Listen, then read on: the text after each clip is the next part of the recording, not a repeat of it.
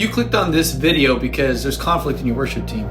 Don't worry, you're not alone. Every team faces disagreements, but the key is learning how to turn them into opportunities for growth and unity. In this video, I'll give you practical tools to navigating conflict so your team can stay focused on glorifying God. Let's dive in. Welcome to Worship Journey Academy. I'm Nehemiah. I've been leading worship for 20 years. When I started, I had no idea what I was doing, but now I'm here to share everything I've learned to help you grow as a worship leader. Let's face it, ignoring conflict doesn't make it go away. It makes it worse. As a worship leader, you need to create a culture where team members feel safe, having honest, respectful conversations. If something feels off, address it quickly with humility and love. Remember, the sooner you deal with it, the easier it is to resolve. I remember early on, our vocalists could not get along and they wanted to not be scheduled with somebody.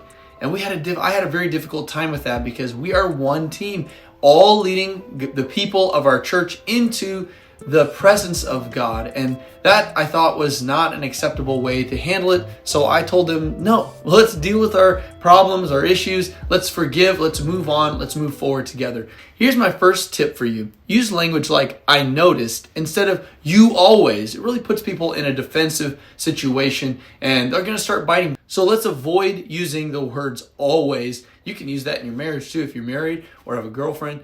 I noticed, and that'll help give them an opportunity to answer. So lead with questions and say, I noticed, to keep the conversation constructive. Number 2, focus on the bigger picture. When conflicts arise, remind your team of the bigger picture. Worshiping and glorifying God. It's not about the personal preferences or who's right. It's about serving the congregation and leading them into God's presence.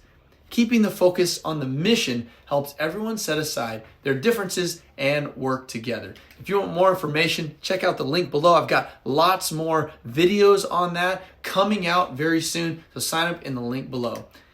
An example of this would be 2 team members wanting different songs, and then which option better serves the congregation this Sunday is the question we should be asking, not what is our preference or what do I prefer to sing. It's more about what serves the congregation this Sunday. Enter them into the presence of God. Focus on the big picture.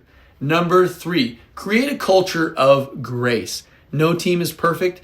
You're not perfect. I'm not perfect. Us recognizing the fact that we're not perfect shows that we need to show each other grace, or proves that we need to show each other grace. And this is an opportunity to teach your team to extend grace to each other. In every conflict, there's an opportunity, especially when mistakes happen or emotions run high. Encourage forgiveness and a Christ-like attitude in every interaction. This is not only resolves conflict, but strengthens relationship over time. I highly suggest not doing everything publicly. Sometimes you need to have conversations on the side. Most people do not like to be embarrassed in front of the group. So don't be afraid to pull people aside after rehearsal or later call them or take them out to coffee to resolve issues. Ephesians 4:32 says, be kind and compassionate to one another, forgiving each other, just as in Christ forgave you. This week, I want to challenge you to practice addressing minor issues with humility and active listening. Don't forget the grace part. Start small. Maybe it's clearing up a communication or encouraging a team member or share their perspective.